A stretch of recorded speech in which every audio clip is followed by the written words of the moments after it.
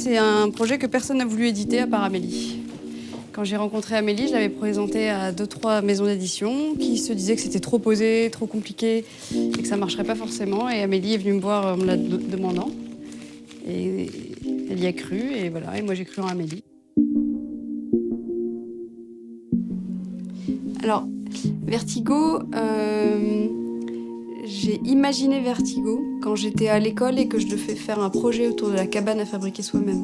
Et j'avais recoupé maintes fois les rubans parce que c'était du tissu que j'avais coupé. Et du coup, j'avais recoupé plus fin, plus fin, plus fin, plus fin. Au début, les bandes étaient larges comme ça. Et puis, au dernier moment, je me souviens très bien, j'étais à l'école, il devait être 5 h du matin. Je lève une dernière fois Vertigo après avoir recoupé des 80 lignes. Et là, tout à coup, elle s'est mise à vriller alors qu'elle ne vrillait pas avant. C'est parce que je l'avais tellement tendue qu'elle s'est mise à vriller. Et là, je me suis dit, ah, quand même.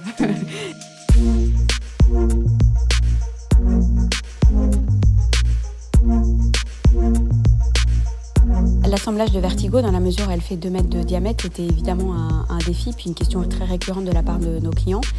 Le pari initial, qui nous aurait beaucoup amusé, c'était de faire comme les tanks quechua, donc hop, on prend l'objet, et pof, on la jette. Alors on a imaginé qu'il y a un étui, etc. Puis moi j'avais ce prototype qui dormait à la maison.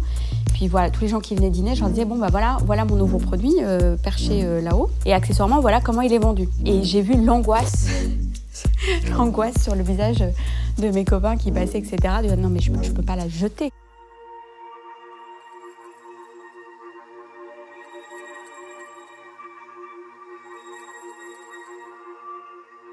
Quand j'ai rencontré Amélie, on avait le même âge à peu près et le même parcours et on s'est assez vite comprises. Et du coup, on a fait comme une équipe. C'était 2 histoires qui démarraient ensemble et dans un contrat de confiance qui s'est assez vite noué. Et je me suis dit que finalement, il valait mieux miser sur le futur que sur le passé. Et moi, j'avais un vrai coup de cœur, donc je pense qu'elle l'a ressenti et elle m'a fait confiance très vite.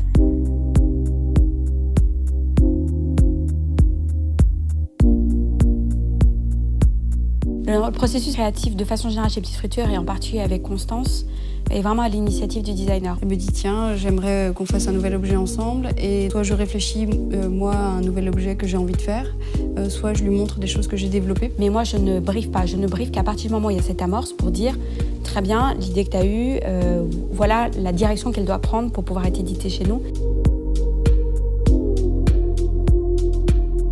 Alors ça, c'est un prototype unique. Voilà.